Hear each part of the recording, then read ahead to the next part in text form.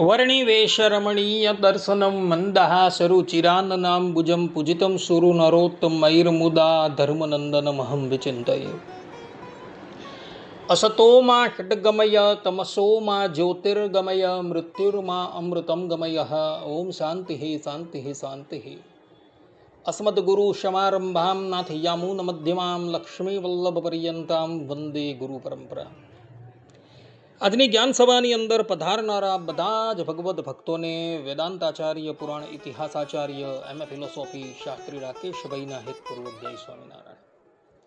એક ભગવદ્ ભક્તએ મને પ્રશ્ન કર્યો કે શાસ્ત્રીજી, શ્રાવણ માસ ચાલી રહ્યો છે અને શ્રાવણ માસમાં બધા જ લોકો બીલીપત્રથી ભગવાન શંકરની પૂજા કરે છે, તો આ બીલીપત્રની ઉત્પત્તિ કેવી રીતના થઈ,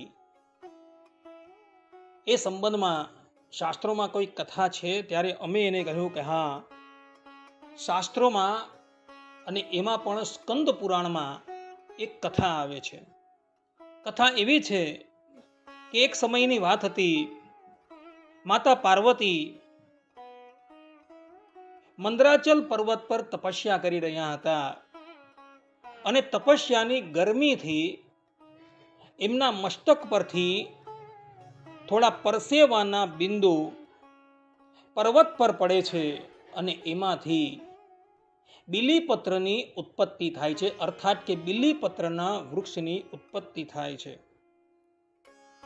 પાર્વતી દેવીના પરસેવામાંથી આ બીલીપત્ર ઉત્પન્ન થયું હોવાથી ભગવાન શંકરને એ વિશેષ પ્રિય છે અને ભગવાન શંકરની પૂજામાં બીલીપત્રનો ઉપયોગ થાય છે.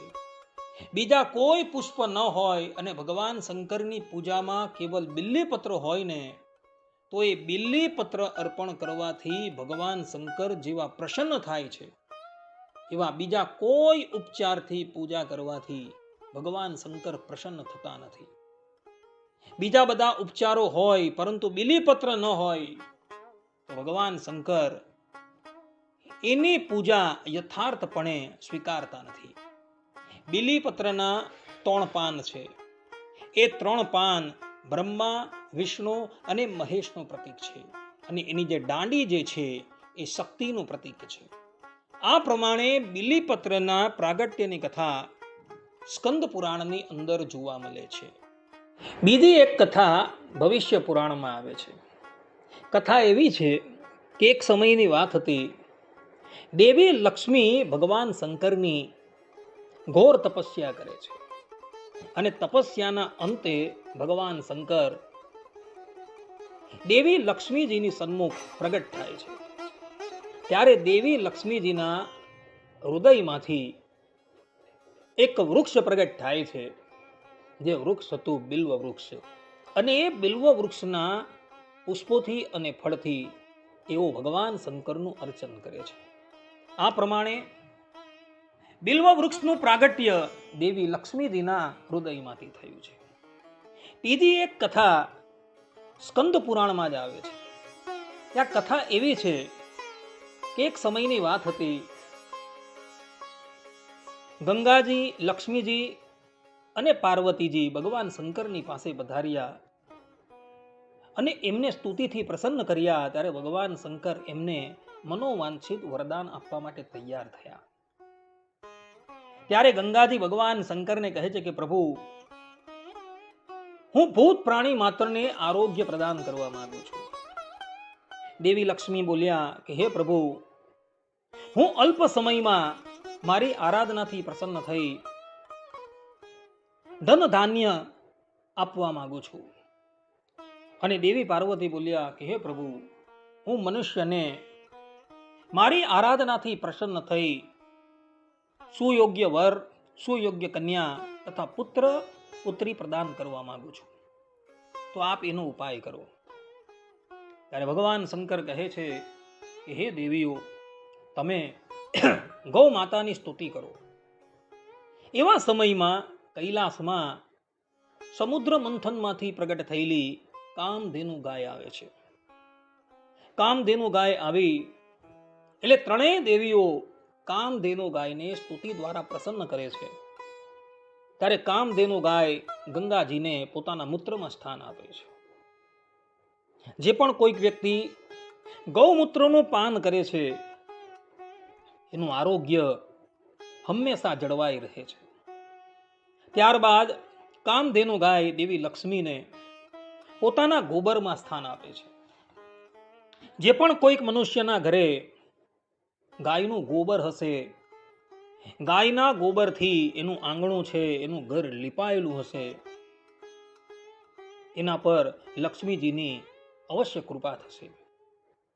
કામધેનુ ગાયે દેવી લક્ષ્મીજી અને ગંગાજીને તો પોતાના ગોબર અને ગૌમૂત્રમાં સ્થાન આપ્યું. હવે દેવી પાર્વતી વિચાર કરવા લાગ્યા કે કામધેનુ ગાય મને ક્યાં સ્થાન આપશે? ત્યાં એમના શરીરમાંથી પરસેવા નીકળવા લાગ્યો. કામધેનુ ગાયે જોયું કે દેવી પાર્વતીના શરીરમાંથી પરસેવો નીકળે છે. એ દેવી પાર્વતીની પાસે આવે છે અને પોતાની જીહવા દ્વારા એનું આખું શરીર ચાટવા લાગે છે. દેવી પાર્વતીનો પરસેવો સુરભી ગાયના ઉદરમાં ગયો છે અને તત્કાલ એ પરસેવો મળ દ્વારા બહાર નીકળો છે અને તે જ સમયે ગાયના ગોબરમાંથી એક વૃક્ષનું પ્રાગટ્ય થાય છે, જે વૃક્ષ હોય છે બિલ્વ વૃક્ષ. આ પ્રમાણે બિલ્વ વૃક્ષ સુરભી ગાયના માતા કામધેનુ ગાયના ગોબરમાંથી પ્રગટ થયું હોવાથી એ અતિશય પવિત્ર મનાય છે. ભગવાન શંકરની પૂજામાં બિલ્વપત્ર એ પ્રધાન વૃક્ષ છે. બિલ્વાષ્ટકની અંદર સ્પષ્ટ રૂપે એવું કહેવાયું છે કે દર્શનમ બિલ્વ વૃક્ષસ્ય સ્પર્શનમ પાપનાશનમ અઘોર પાપ સંહારમ એક બિલ્વમ શિવાર્પણમ. અર્થાત કે બિલ્વપત્રના દર્શન માત્રથી, એનો સ્પર્શ કરવાથી પાપ સમાપ્ત થઈ જાય છે અને એ બિલ્વ પત્રને ભગવાન શંકર પર અર્પણ કરવાથી ભયંકરમાં ભયંકર પાપ કરેલું હોય ને તો પણ એ પાપ સમાપ્ત થઈ જાય છે. આ પ્રમાણે બિલ્વા અષ્ટકની અંદર બિલ્વ પુષ્પનો ઘણો મહિમા બતલાવવામાં આવેલો છે. આ ઉપરાંત જે પણ કોઈક ભગવદ ભક્ત રવિવારના દિવસે બિલ્વ વૃક્ષનું પૂજન કરે છે તો એની બ્રહ્મ હત્યા સમાપ્ત થઈ જાય છે. કારણ કે રવિવારના દિવસે સંધ્યા સમયે એ બિલ્વ વૃક્ષમાં ભગવાન શંકર અને પાર્વતીનો વાસ હોય છે. ત્યાં એક શ્લોક જોવા મળે છે. શ્લોક એવો છે કે બિલ્વ મૂલે મહાદેવ વૃક્ષ રૂપેણ અપ્યયમ યહ પૂજ્યતે પુણ્યાત્મા સ શિવમ પ્રાપ્નુયાદ ધ્રુવમ.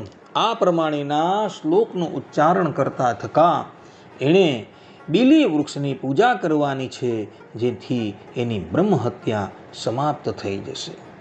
અત્યારે શ્રાવણ માસ ચાલી રહ્યો છે અને ભગવાન સ્વામિનારાયણ શિક્ષાપત્રીના 149માં શ્લોકની અંદર કહી રહ્યા છે કે કર્તવ્યમ કારણીયમ વા શ્રાવણે માસી સર્વથા બિલ્વપત્રાદિભિ પ્રીત્યા શ્રી મહાદેવ પૂજનમ.